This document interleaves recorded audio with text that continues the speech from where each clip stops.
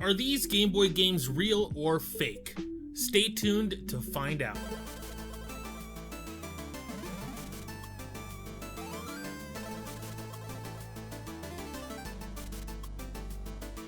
With retro gaming becoming more popular as the years go on, people are searching for ways to go back and replay old classics from their childhood, or younger people are looking to experience these retro games for the first time. There are many cases where people will seek emulation methods to play these older games, but what happens when someone wants to go and buy an old Game Boy and purchase these games physically? A lot can be said about the retro boom when it comes to gaming and technology, so companies are for sure looking into it and releasing new devices that bring home that nostalgia.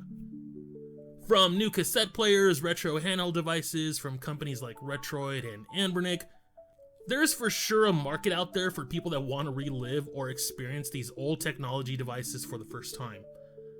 Over the last few years, there's been an increase in fake cartridges for older games out there. You can find them anywhere from eBay, Facebook Marketplace. Heck, there are even vending machines out there that sell fake cartridges. Now you might be asking, what's a fake cartridge? Well, it looks just like the real thing. For the most part, some of these cartridges are designed to resemble the real thing, however, they are not. And unfortunately, many sellers are taking advantage of this and marking the price up on something that costs maybe $5 to make. So what does this all mean?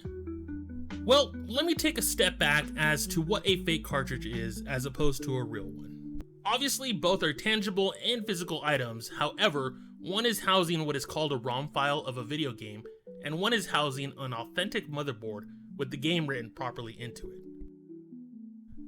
Now, ROM files are by no means completely bad in terms of playing them, however, a lot of the time the ROM files used for these fake cartridges are not the best. And what does that mean? Well, let's take a look. For example, this copy of Pokémon Blue is a fake copy of the original game. The problem with some of these copies is that they can be prone to failure. Say you bought this copy of the game and put in 20 plus hours. You caught a bunch of Pokemon and are almost done with the story. The next day you go and turn it on your Game Boy only to find that the game has been erased and it's just gone. Well, let me stop you there because I know some of you are about to ask, well, real copies have this problem as well. Well, of course they can, but at a much lower percentage. After all, it's all technology. The biggest issue that would happen with these older carts is the save battery would run dry. Pokemon games back in the day came with a save battery to allow you to save the game to it. Once the battery would run dry, the save file would go away. It wasn't something we really dealt with back then because the battery lasted for years. Of course, if you try and buy a used original copy of Pokemon Red, chances are the original battery is in it and it has run dry, so you can no longer save games to it. To remedy that, you would then go and solder in a whole new battery for it. These fake cartridges remove the need for a save battery since the ROM is saving a save state to the board itself. Now, of course that sounds nice. Well, of course it does, but the boards are more prone to failure at a higher rate. So, how can you tell if you're buying a real cart or a fake one?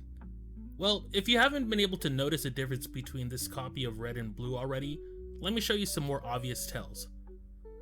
For one, the color of the cartridge will be of a higher level of saturation on the fake ones. The blue is more saturated on the cart as well as on the sticker itself.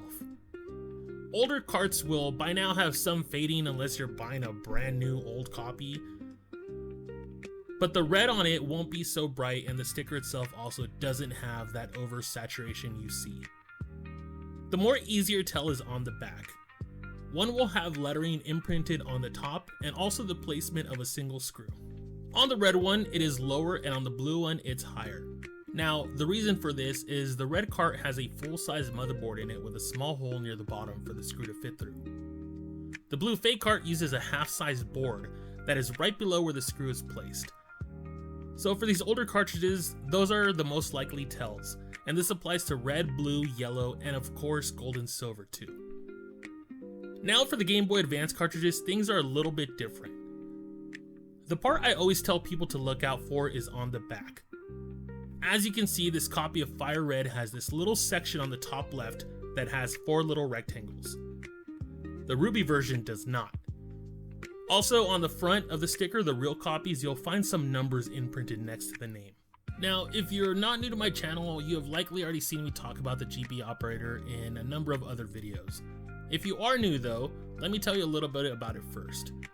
The GB operator is a USB powered device that allows you to connect to your PC via USB-C. This device allows you to play your Game Boy, Game Boy Color, and Game Boy Advance games on it on your PC using the playback software from Epilogue.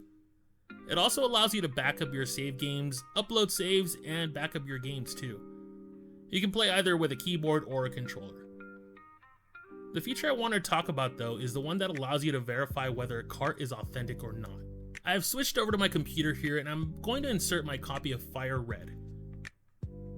As you can see, it pulls up as authentic and not writable. Now swapping to the copy of Ruby,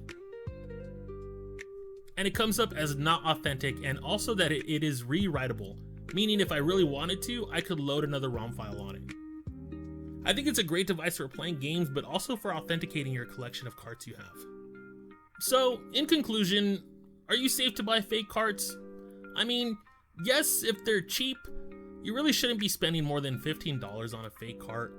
Sadly, I'm seeing more and more cases of people selling fake carts for anywhere from $40 to $50.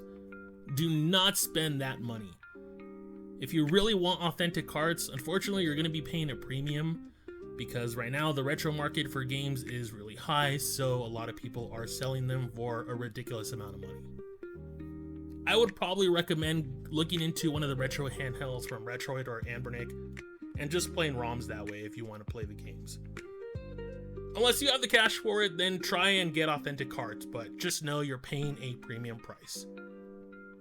I really hope this video was helpful for anyone in the market for these games, and I hope it was informative as well. If you like my video, please like it and subscribe to my channel for retro gaming and retro tech content. I'm still a small channel, but would love to be able to grow and provide more content for you all. Take care, everyone. Bye-bye.